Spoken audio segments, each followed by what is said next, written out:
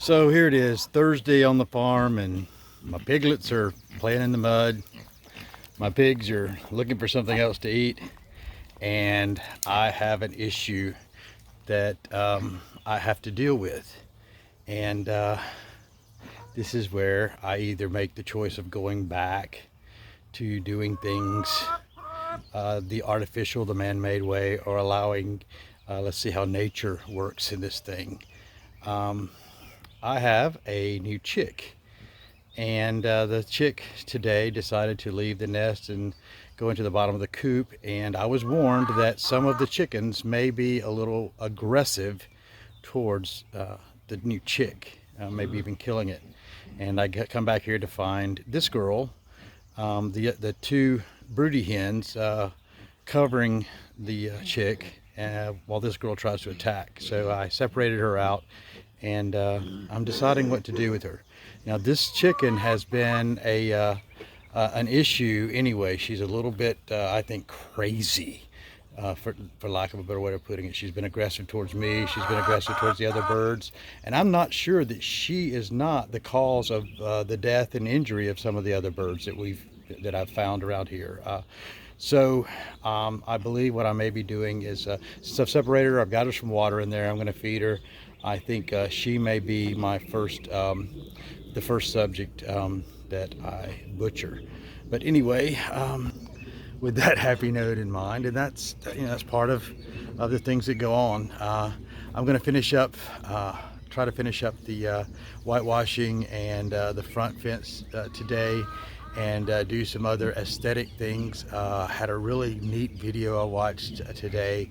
I'll share the link in the comments, but from now I'm just gonna leave this here, come back a little later and show you what we've gotten done. But it's a lot of work to let nature come back and take her course, I guess. I should say it's not a lot of work, but trying to get to this truly sustainable permaculture where the ecosystem itself takes care of itself and it works within itself as it would in a natural system. So I'm trying to remove as much of as my interference as I can, especially with things like the chicks. And that's one of the reasons I'm looking for the chickens mainly for eggs and not for meat, because the reproduction process is a lot messier than it is with the rabbits. And speaking of the rabbits, I will turn the end. I will be finishing up this weekend. It's the rabbit hutch. We'll be getting it finished up. So, well, Zeus, tell the folks goodbye for right now, and happy mudding, and we'll be back in a little bit and show you what we've done.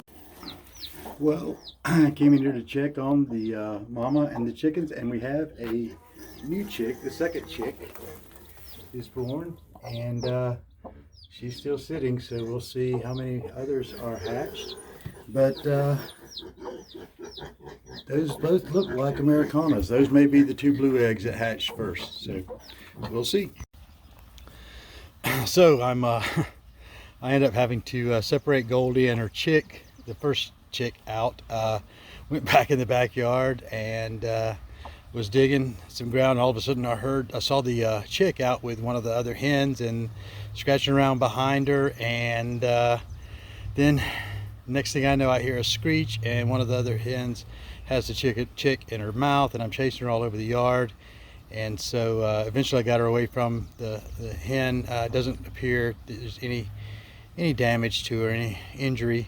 And so I put her in here with Goldie, and I think she's probably underneath her mother right now. And Charlene and I, while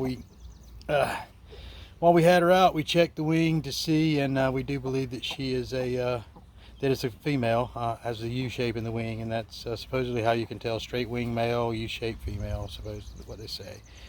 But anyway, now I will go and get some starter feed and little food for Goldie, and she'll be okay here for a little while until I figure out how to integrate them in with the flock.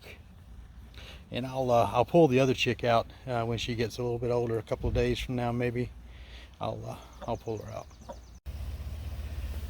So I moved the other chick up to the to my little brooder pen here, and I left the other eggs in the coop with my red hen. She's not quite as cujo about the chicks as Goldie here is, so I think Goldie will be a little bit more protective out here. And got a little starter food in there for them and some water, and I'll just keep an eye on them here, and as the chicks are hatched, I'll move them up here, and I'll set up a little brooder pen area here under my solar panels. I may just enclose this whole area here and make it my brooder pen here temporarily. Anyway, we'll see how that works. Now I'll finish up my day. I got a couple of fence posts, fence sections painted, whitewashed, and one put in the ground, and so I've been running around a little bit, so maybe taking a break before my live video at 9. Anyway, that was Thursday. Namaste.